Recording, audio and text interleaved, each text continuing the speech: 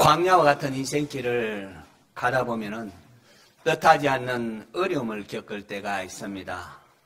억울한 누명을 쓰고 밤잠을 설쳐야 할 때가 있고, 원치 않는 질병이나 뜻하지 않는 사건, 사고로 인하여 고통을 당하기도 합니다. 또 사업에 문제가 생겨서 경제적인 어려움에 빠지기도 합니다. 이러한 삶의 문제들을 만날 때 성도는 어떻게 해야 할까요? 이스라엘의 별이라 일컫는 다윗의 시편에 나타난 일기장을 펼쳐보므로 그는 이러한 위기 앞에 어떻게 했는지 도전도 받고 또 본을 삼고자 합니다. 시편 62편을 기록할 당시 다윗의 상은 참으로 어둡고 힘겨웠습니다. 다윗은 자신의 왕위를 찬탈하려고 했던 반역자들과 또 입으로는 축복을 말하지만은 속으로는 저주를 외쳤던, 퍼부었던 이런 적들에 의하여, 원수들에 의하여 둘러싸여져 있었습니다. 시편 62편 3절 4절을 통하여 우리는 당시 다윗이 처한 환경이 어땠는지를 알 수 있습니다. 넘어지는 담과 흔들리는 울타리같이 사람을 죽이려고 너희가 일제히 공격하기를 언제까지 하려느냐. 그들이 그의 높은 자리에서 떨어뜨리기만 꾀하고 거짓을 절개하니 입으로는 축복이요 속으로는 저주로다. 다윗은 자신의 상황이 넘어지려고 하는 담과 흔들리는 울타리 같다고 합니다. 그야말로 연약해서 곧 넘어지고 무너지고 말 그러한 존재라는 겁니다. 이렇듯 다윗은 상황이나 자신을 바라보면은 도무지 해결할 방법이 없었습니다. 때로 우리도 자신을 돌아볼 때에 질그릇같이 연약한 인생임을 고백할 수밖에 없지 않습니까? 사업에 문제가 있거나 몸에 이상이 생겨서 도무지 어떻게 해볼 수 없는 그런 상황을 만나는 경우 말입니다. 자, 그런 상황에 처하게 되면은 나 자신이 얼마나 연약한 존재인가를 알게 됩니다. 당시 다윗이 처한 상황이 그러했습니다. 넘어지는 담과 흔들리는 울타리같이 연약하고 연약한 다윗이었습니다. 그런데 그때 이스라엘의 별이라 일컫는 다윗은 어떻게 했습니까? 1절 2절 보십시오. 나의 영혼이 잠잠히 하나님만 바라며 나의 구원이 그에게서 나오는도다. 오직 그만이 나의 반석이시오 나의 구원이시오 나의 요새이시니 내가 크게 흔들리지 아니하리로다. 이 비슷한 내용이 아래쪽에 5절 6절에도 반복되고 있습니다. 나의 영혼아 잠잠히 하나님만 바라라. 무릇 나의 소망이 그로부터 나오는도다. 오직 그만이 나의 반석이시오 나의 구원이시오 나의 요새이시니 내가 흔들리지 아니하리로다. 마치 후렴처럼 비슷한 내용이 반복되고 있습니다. 우리 지난주에 말씀드린 것처럼 시나 시편 같은 경우에 후렴구나 또는 이렇게 반복되는 내용이 바로 시편의 저자, 시의 저자가 강조하는 것이라고 했습니다.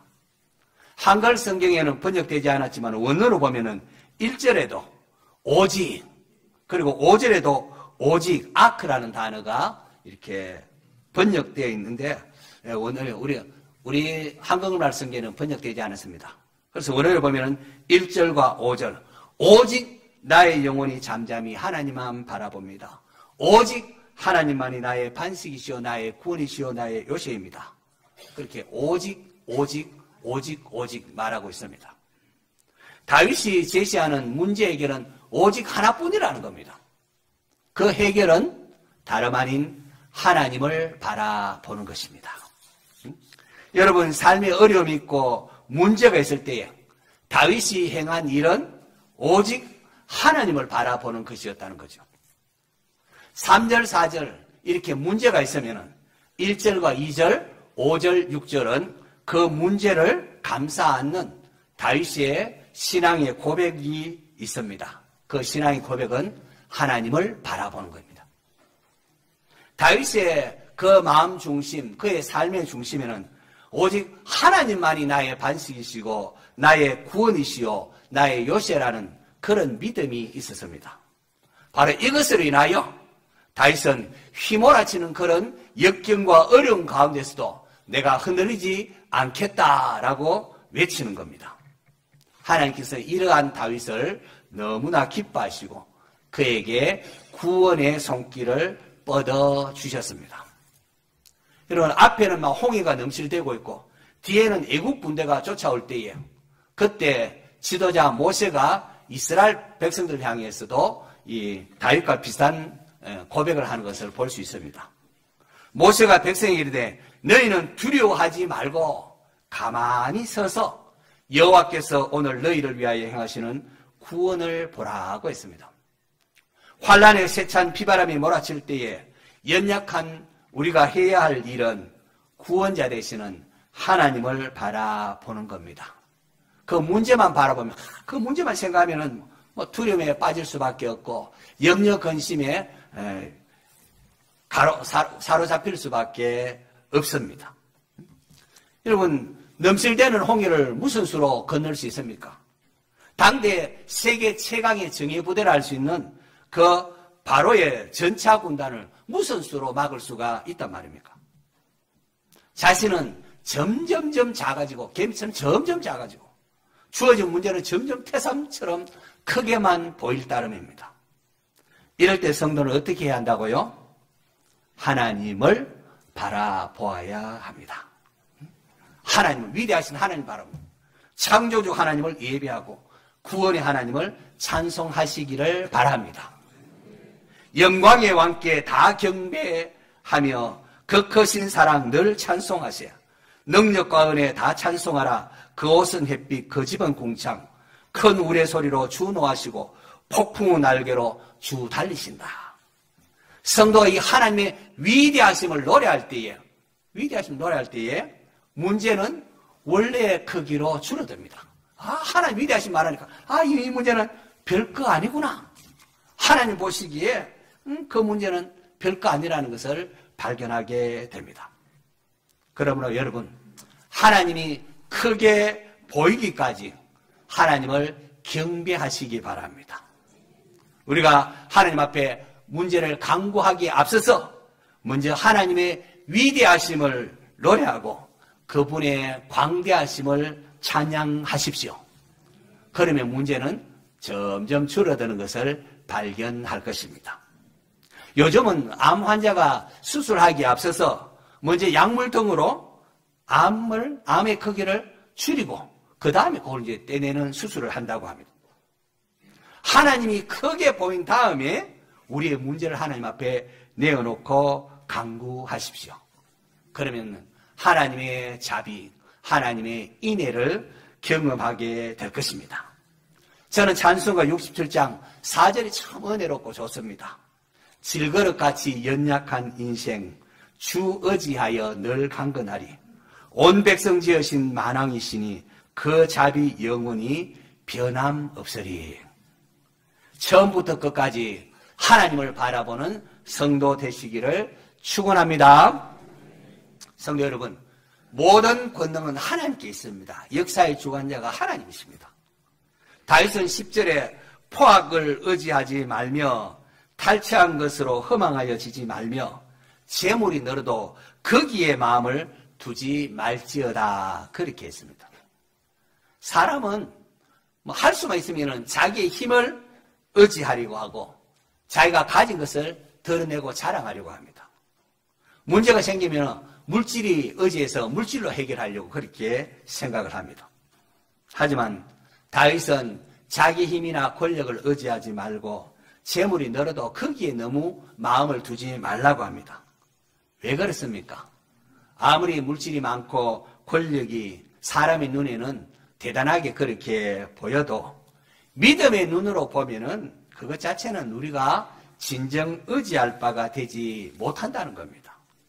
우리가 진정 의지하고 바라야 할 것은 세상의 재물 또 세상 권력이 아니라는 겁니다.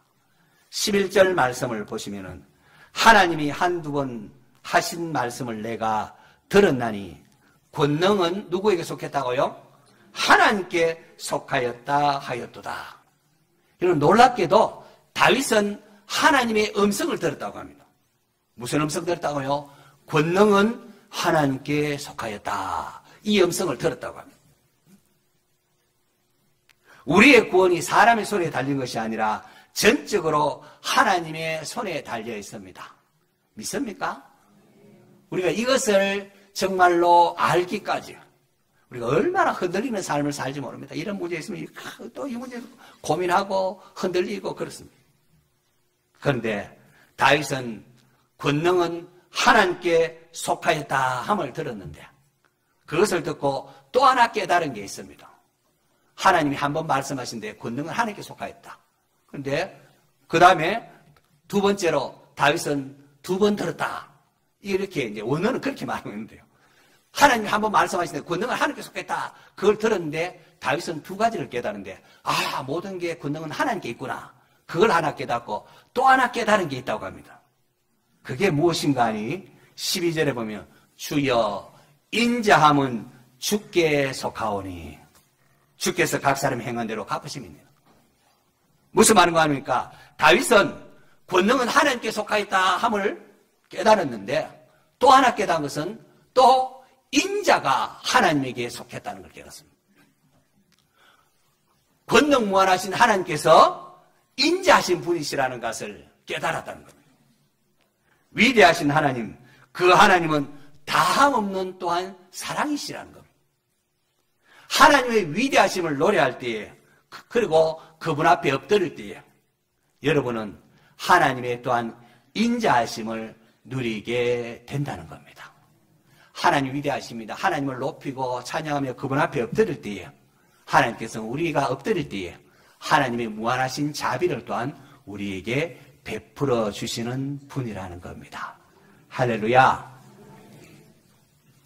예수님께서 제자들에게 기도를 가르치면서 일용할 양식을 구하라 그렇게 말씀하셨습니다. 전능하신 하늘에 계신 전능하신 하나님께 기도하면서 째째하게 일용할 양식을 구하라는 게 무슨 뜻일까요? 제가 새벽 기도하면서 하나님 하필이면 일용할 양식 구하라고 하십니까? 라고 물은 적이 있습니다. 근데 그때 제가 그 말씀 지고 있으면서 하나님께서 깨닫게 해주신 것은 하나님께서 매일매일 우리가 하나님 의지하며 살기를 원한다는 겁니다. 매일 하나님의 존전에 나와서 하나님을 의지하며 살기를 원한다는 거죠. 돈 많은 어떤 어르신들이 자녀에게 돈을 한꺼번에 왕창 주지 아니하고 이렇게 자녀들이 방문할 때마다 조금씩 준다고 합니다. 왜 그런가 하니까 그래야 자녀들이 좀 자주 찾아와서 얼굴도 보고 또 손자도 보고 싶은데 오지도 않으니까 올 때마다 그렇게 조금씩 준다고 그렇게 합니다. 꼭 그런 것은 아니겠지만은 우리 하나님도 사랑하는 하나님의 백성, 하나님의 자녀들이 매일 하나님께 나와서 교제하며 동행하기를 원하십니다. 일용할 양식을 구하라고 하신 것에는 또한 탐심을 물리치라는 주님의 마음이 담겨져 있습니다. 예수님께서 탐심을 물리칠 것을 말씀하시며 사람의 생명이 그 소유의 넉넉함이 있지 않다고 하십니다. 그러므로 내일까지 그렇게 염려할 필요가 없다는 겁니다. 하나님 일을 할 때에 하나님께서 매일매일 주시기 때문에 또 그 일용할 양식이면 우리가 내일 것까지 먹을 수 있는 게 아니잖아요. 일용할 양식이면 충분하지 않습니까? 내일 것까지 먹으면 배탈이 나죠, 오히려. 일용할 양식으로 충분합니다. 왜 일용할 양식으로 만족하지 못하는가 하면은 믿음이 없기 때문에 그래서 내일 없으면 어떡할까? 이 믿음이 없기 때문에 그렇습니다. 여러분, 문제가 생기면은 사람은 자신의 가진, 자신이 주머니에 있는 그것을 의지하려는 죄성이 있습니다. 영원하신 하나님부터 떨어지니까 우리에게 늘 그런 부족함에 대한 염려가 있습니다. 그런데 보십시오. 출애굽 당시에 하나님부터 책망받은 사람이 누굽니까? 하나님께서 매일매일 일용할 양식 만나를 하루같이 내려주셨습니다. 그런데 일용할 양식을 주시는 그 하나님을 믿지 못하고 막 내일 양식까지 막 거두려고 설쳤던 사람, 하나님부터 책망을 받습니다. 하나님께서 광야길 가는 이스라엘 백성들에게 매일 하루분치의 양식만 내리셨는데요. 하루분치만 만나면 내리셨는데요. 그 이유는 사람이 떡으로만 사는 것이 아니요 여호와의 입에서 나오는 모든 말씀으로 사는 줄을 백성들이 알도록 하기 위함이었다고 합니다. 젖 먹는 어린아이들 내일 엄마 젖이 나오지 않으면 어떻게 하나 걱정하는 법이 없습니다. 하나님의 요구는 당시나 오늘이나 이 어린아이와 같은 믿음을 요구하십니다. 우리가 일용할 양식을 구한다는 것은 날마다 하나님을 의지하며 살겠다는 것이고 내 정욕과 욕심을 따라 살지 않겠다는 것이기도 합니다. 오늘 저의 설교의 목적은 하나님의 위대하심을 노래하며 일용할 양식을 구하는 믿음의 성도들이 되게 하옵소서입니다. 한 번 더 말할까요? 오늘 제가 설교를 통하여 여러분들에게 원하는 것은 하나님의 위대하심을 노래하며 일용할 양식을 그날 필요한 것을 구할 줄 아는 그런 믿음의 성도들이 되게 하소서입니다. 예수님께서 하신 어리석은 부자 이야기를 여러분 들으십시오. 밭에 막 소출이 막 풍성하게 되자 부자가 마음이 생각합니다. 야, 내가 이렇게 재물을 많이 모았는데 오늘 농사가 이렇게 풍년이 되었는데 이걸 어떻게 할까? 아, 내가 이렇게 하려다. 내 곡간을 헐고 더 크게 짓고 내 모든 곡식과 물건을 거기 쌓아두리라. 그렇게 하고 하는 말이 내 영혼아 여러 예설 물건을 많이 쌓아두었으니 평안히 이제 쉬고 먹고 마시고 즐거워하자라고 했습니다. 어떻습니까? 오늘 많은 사람들이 꿈꾸며 바라는 삶이 바로 이런 것 아닙니까? 한 40대에 막 엄청난 재물을 쌓아두고 그다음부터는 이제 먹고 마시고 즐거워하자, 여행 가고 즐거워만 하자. 이게 이제 많은 사람들이 꿈꾸는 겁니다. 그런데 하나님께서 이러한 자를 향하여 어리석은 자여 오늘 밤에 내 영혼을 도로 찾으리니 그러면 네 준비한 이 모든 것이 누구의 것이 되겠느냐? 사람들은 많은 것을 소유한 부자가 되려고 합니다. 그리고 그것을 자기만을 위하여 사용하려고 합니다. 하지만 예수님께서는 그런 물질 의지하지 말고 하나님에 대하여 부유한 자가 되라 그렇게 말씀하십니다. 성도 여러분, 여러분에게 일용할 양식이 있습니까? 그렇다면 감사하시기 바랍니다. 믿음의 성도는 일용할 양식에 감사할 줄 아는 자입니다. 풍성하신 하나님, 모든 것이 있는 하나님부터 우리가 반역하고 떠난 죄인이었기 때문에 아담 이후의 모든 인간들에게는 늘 부족함에 대한 두려움이 있습니다. 하나님께서 모든 것을 받아 누릴 때는 상관이 없는데 하나님과 단절되어 버리니까 이게 주어진 한정된 것 가지고 살려고 하니까 늘 부족함, 두려움이 있습니다. 그래서 남의 것이라도 뺏어서 내가 가지고 있어야 조금이나 안전하다 생각하죠. 하지만 여러분, 성도는 하나님과 교제가 회복된 자입니다. 하나님과 교제가 회복된 자는 다윗처럼 여호와는 나의 목자시니 내가 부족함이 없으리로다라는 고백을 할 수가 있습니다. 다윗이 이 고백을 할 때에 다윗은 어려움도 하나도 없고 모든 상황이 편안했기 때문에 이런 시편 23편을 한 겁니까? 그렇지 않습니다. 막 적들로부터 위험도 있고 여러 가지 삶의 위험이 있지만은 그러나 그 가운데서도 여호와는 나의 목자시니 내가 부족함이 없으리로다. 사망이 엄청난 골짜기로 갈지라도 해를 두려워하지 않는다. 그렇게 말했습니다. 알리바바와 40인의 도적이라는 동화가 있는데 아마 아시겠죠? 몰라도 열려라 참깨 이건 압니까? 열려라 참깨. 보물이 숨겨진 이 동굴 앞에 그 소설 보면은 보물이 숨겨진 도둑이 보물을 숨기는 그 동굴인데 그 동굴 앞에 커다란 바위가 있어요. 바위 문이 있습니다. 그 바위 문을 열게 하는 매직 워드가 있는데 그게 뭐지요? 열려라 참깨 하면은 드르륵 하고 이렇게 바위 문이 열리고 동굴 안에 숨겨둔 보물을 그냥 가져갈 수가 있습니다. 성경은 우리가 매일 하나님의 궁정에 들어가서 보물을 가져오게 하는 매직 워드가 있다고 합니다. 그게 뭔지 아십니까? 하늘의 궁정의 문을 열고 들어가는 매직 워드가 감사입니다. 감사. 바울은 빌립보 교회에 편지하면서 너희 구할 것을 감사함으로 하나님께 아뢰라. 그리하면 모든 지각에 뛰어난 하나님의 평강이 그리스도 예수 안에서 너희 마음과 생각을 지키시리라고 했습니다. 시편 오늘 우리 교동문에도 그렇고 시편 100편 또 4절에 보면 감사함으로 그 문에 들어가며 그에게 감사하며 그 이름을 송축할지어다. 감사함으로 그 문에 하나님의 궁정에 들어갑니다. 여러분, 내가 가진 모든 것이, 내가 누리는 모든 것이 누구 것입니까? 하나님 것입니다. 우리가 구원받는 것도 하나님의 은혜입니다.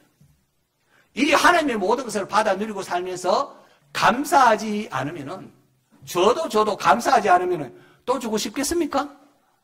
여러분 어떻습니까? 절대, 아이고, 조그만 것도 너무 감사하면, 야, 또 줄 걸. 우리 딸이 아빠 생일이라고 넥타이를 선물해서, 내가 넥타이 너무 좋다 하니까, 이럴 줄 알았으면 진작 자주 사줄 걸. 그래서, 제 생일이 되면 이제 딸들이 넥타이 자주 사주고 합니다. 여러분, 감사하는 자에게 또 주고 싶은 게 모든 인격자의 마음입니다.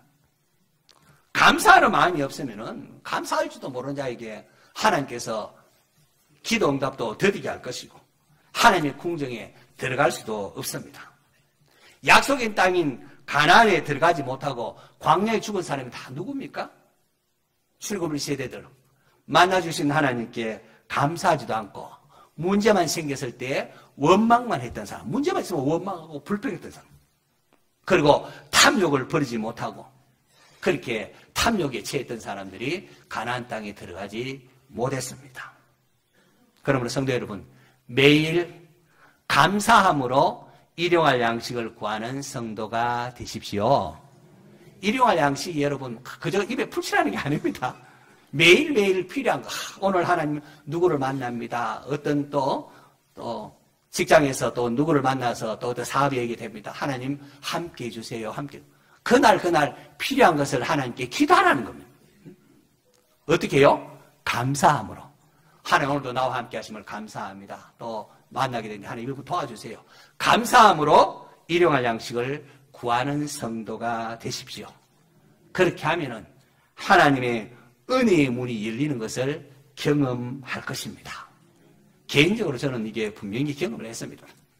일용할 양식을 구할 때 사르밧 가보의 집에 떨어지지 않는 통의 가루와 마르지 않는 기름병의 역사가 있음을 저는 분명히 경험하고 또 여러분에게 말씀드리고 싶습니다. 성도는 내가 버는 돈으로 사는 것이 아니라 하나님의 말씀에 순종함으로 하나님의 은혜로 사는 것을 알아야 합니다. 이를 위하여 매일 일용할 양식을 구하는 성도가 되어야 합니다. 내 통장에 돈이 얼마 있든지 없든지 그거 상관없이 일용할 양식을 구하고 일용할 양식에 감사할 줄 알아야 합니다. 그것이 하나님과 동행하는 사람입니다. 근심되고 염려된 일이 있습니까? 홀로 고민할 것이 아닙니다. 사람 앞에 어쩌면 좋으냐고 방황할 필요가 없습니다. 잠잠히 하나님께 나아가서 여러분의 마음을 토하십시오. 하나님 이랬습니다 하고 하나님께 여러분의 마음을 토하십시오. 다윗이 했던 것처럼 나의 영혼이 잠잠히 하나님만 바라며 라고 고백을 하십시오. 하나님을 바라보면은 인생의 문제가 이게 별거 아니구나 알게 될 것입니다. 그러므로 하나님의 위대하심을 노래하시고 감사함으로 하나님께 간구하십시오. 하나님은 우리의 힘이시고 능력이요 방패이십니다. 자기 것만을 생각하고 교만한 자는 망할 수밖에 없지만은 하나님의 위대하심을 노래하며 겸손히 하나님 앞에 나아오는 자는 하나님께서 행한 대로 갚으신 하나님의 자비하심을 맛보아 알게 해 주십니다. 이제 말씀을 좀 맺고자 합니다. 사랑하는 성도 여러분, 힘들게 하고 염려케 하는 일들이 있습니까? 그것만 생각하면은 머리가 아프고 어떨 줄 몰라 하는 이런 부분 있습니까? 거기에 너무 주눅들지 마시기를 바랍니다. 다윗처럼 어떻게 해요? 하나님을 바라보십시오. 하나님의 위대하심을 노래하십시오. 하늘을 만드시고 땅을 만드시고 온 우주 만물을 주관하시고 섭리하시는 전능하신 하나님이 저와 여러분의 아버지 되십니다. 할렐루야. 이 하나님의 위대하심을 알 때에 우리는 흔들리지 않을 수가 있습니다. 하나님의 광대하심을 알 때에 모든 문제는 원래의 크기로 줄어들고 하나님 위대하심에 의하면 한 통의 물방울이 지나지 않는다는 것을 알게 됩니다. 감사함으로 그분의 보화 창고를 여십시오. 감사함으로 하나님의 궁정에 들어가서 그분의 보화 창고를 열고 거기다가 탐욕이 아니라 일용할 양식을 가져가십시오. 일용할 양식을 구하십시오. 내일까지 염려할 것이 없습니다. 오늘 나에게 필요한 양식을 구하십시오. 그러면 주십니다. 하나님의 선하심을 맛보아하는 복된 성도, 하나님을 아는 성도 되시기를 축원합니다.